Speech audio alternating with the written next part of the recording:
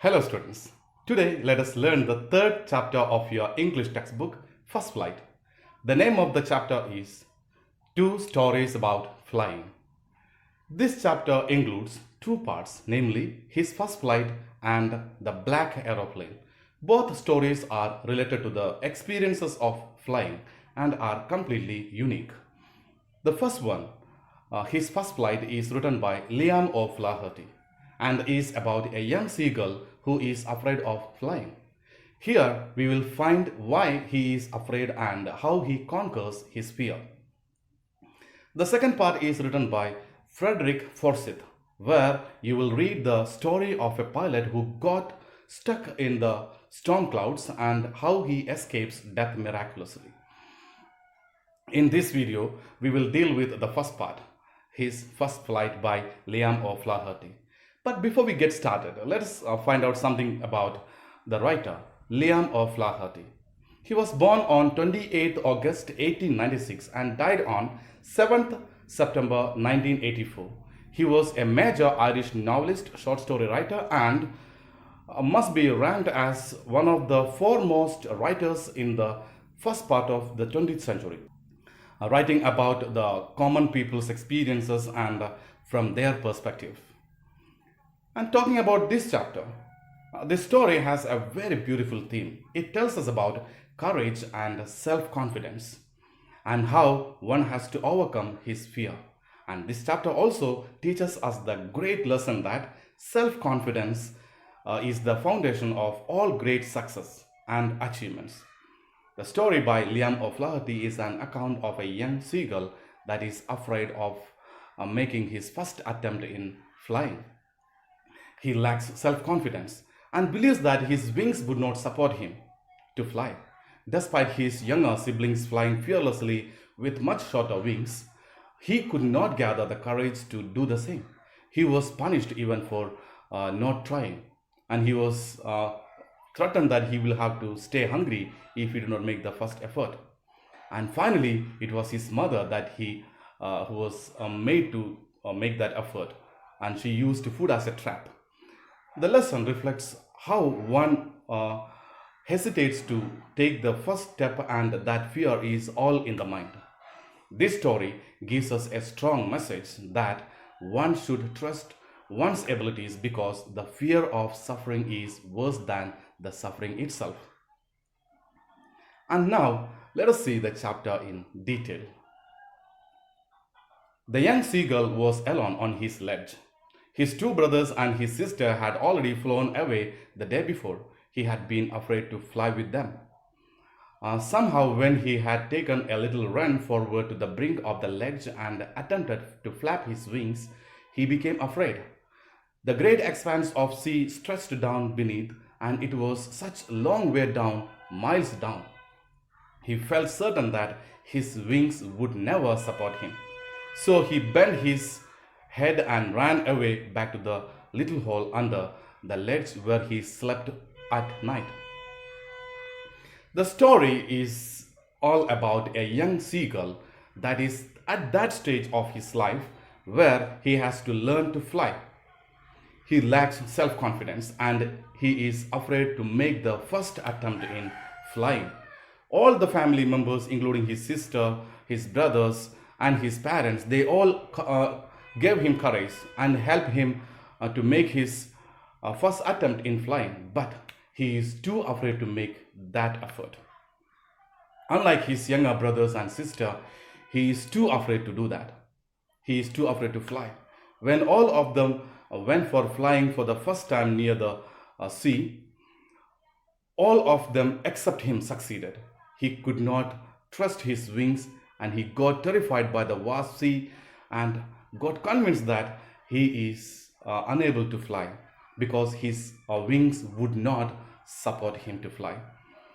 As a result, he was ashamed and disheartened and thus went inside the ledge where he usually slept. Even when each of his brothers and his little sister, whose wings were far shorter than his own, ran to the brink, flapped their wings and flew away, he failed to muster up courage to take the plunge which appeared to him so desperate. His father and mother had come around calling to him shrilly, upbraiding him, threatening to let him starve on his ledge unless he flew away. But for the life of him, he could not move. His younger siblings, his brothers and sister, they managed to take their first flight despite their wings being shorter than his own. But he could not summon or muster up the courage to jump from the ledge, uh, though he tried so desperately. He was scolded by his parents for not trying again, and they even threatened him that he would have to starve if he didn't try to fly. But he was so afraid that he could not even move from the place where he was standing. That was 24 hours ago. Since then, nobody had come near him. The day before, all day long, he had watched his parents flying about with his brothers and sister, perfecting them in the art of flight, teaching them how to skim the waves and how to dive for fish. He had in fact seen his older brother catch his first herring and devour it standing on a rock, while his parents circled around raising a proud cackle. And all the morning the whole family had walked about on the big plateau midway down the opposite cliff, taunting him with his cowardice. Now he had been alone for a day, for long 24 hours after he tried to fly.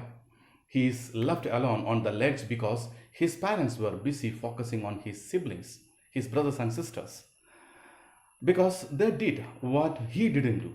They flew at the time when they were asked to fly, and he did not fly, and that's why he's left alone.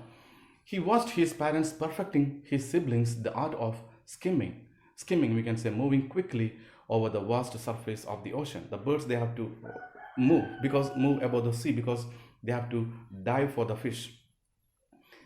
The parents, they helped his siblings master the art of flying and how to dive for a fish.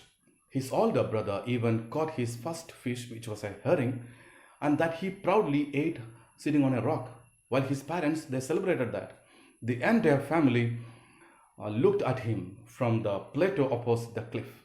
That morning, his parents taunted him, mocked at him, insulted him, all the way for being a coward. The sun was now ascending the sky, blazing on his ledge that faced the south. He felt the heat because he had not eaten since the previous nightfall. He stepped slowly out to the brink of the ledge, and standing on one leg with the other leg hidden under his wing, he closed one eye, then the other, and pretended to be falling asleep. Still, they took no notice of him. The sun had now risen, and the young seagull was feeling the heat more than ever before, because he was empty stomach for the last 24 hours. Since the last nightfall, he did not eat anything.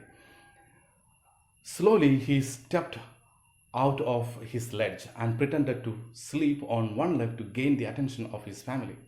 Still, no one took notice of him. No one looked to the place where he was standing. No one took any care of him.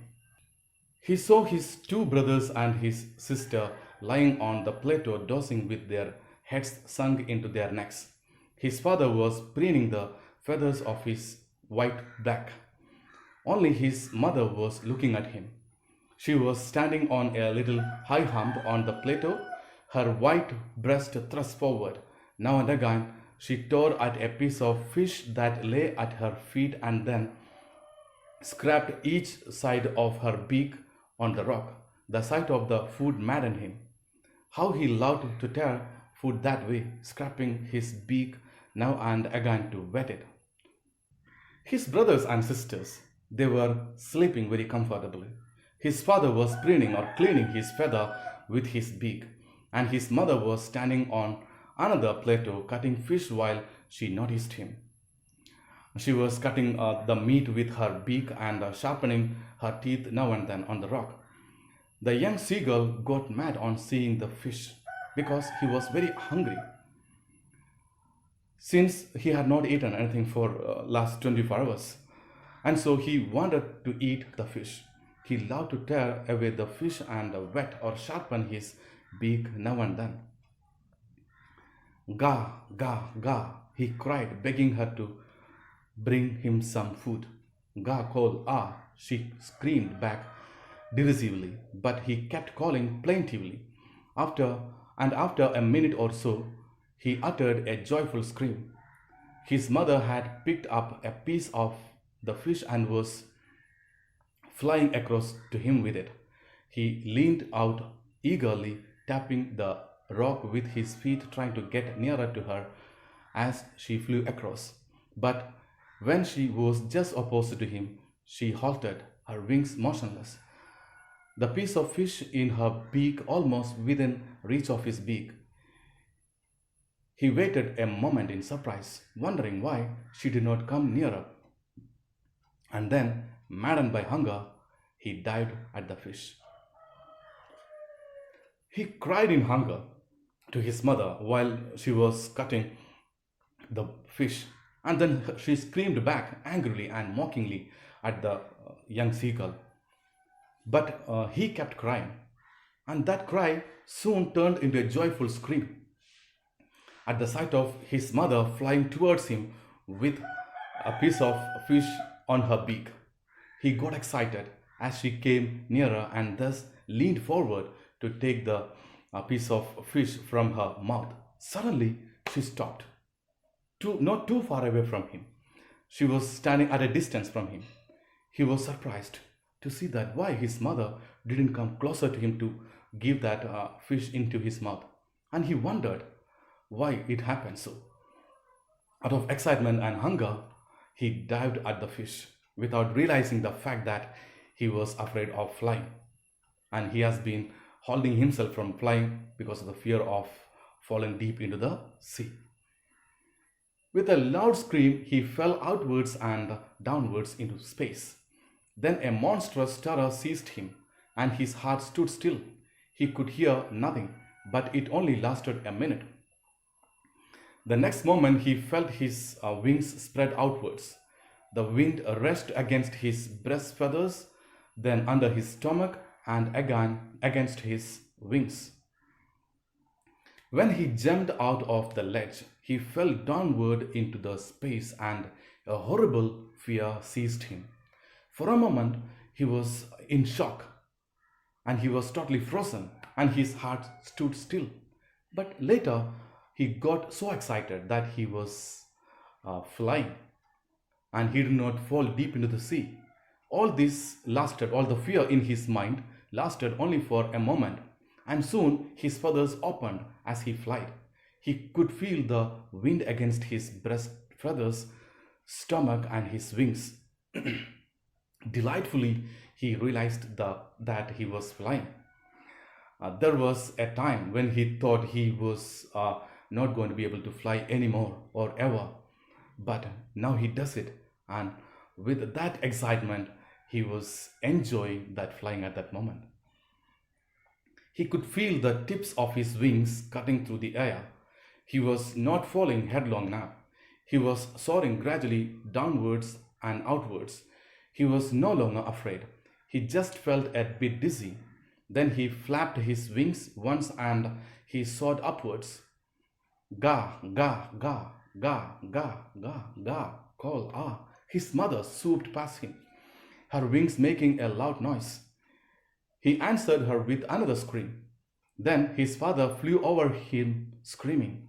He saw his two brothers and his sister flying around him, curveting and banking and soaring and diving. He could feel himself cutting through the air. He was not nose diving as he thought. He thought he would be nose diving into the sea when he jumped out of the ledge. He was not afraid to move anymore. He was not afraid to jump anymore because he could hold himself in the air and he could fly. He was just a bit nervous. But then his mother accompanied him, appreciated him, and his father came around him. The whole family screamed out of excitement when they saw him flying for the first time, and they celebrated his victory over fear. Then he completely forgot that he had not always been able to fly, and commanded himself to dive and soar and curve, shrieking shrilly. He was near the sea now, flying straight over it, facing straight out over the ocean. He saw a vast green sea beneath him, with little ridges moving over it, and he turned his beak sideways and cawed amusedly. Once he overcame his fear of flying. He forgot that he was once afraid of flying. He did all those things that he thought that he could not do in the previous time. He flew straight over the sea and could see the greenery and the mountains beneath him. He screamed out of joy as he enjoyed the victory, because he was seeing all those for the first time, and he enjoyed flying above the sea. His parents and his brothers and sister had landed on this green flooring ahead of him. They were beckoning to him, calling shrilly. He dropped his legs to stand on the green sea. His legs sank into it. He screamed with fright and attempted to rise again, flapping his wings. The entire family had already landed on the green flooring, the surface of the ocean, before he landed. They were already floating on the sea.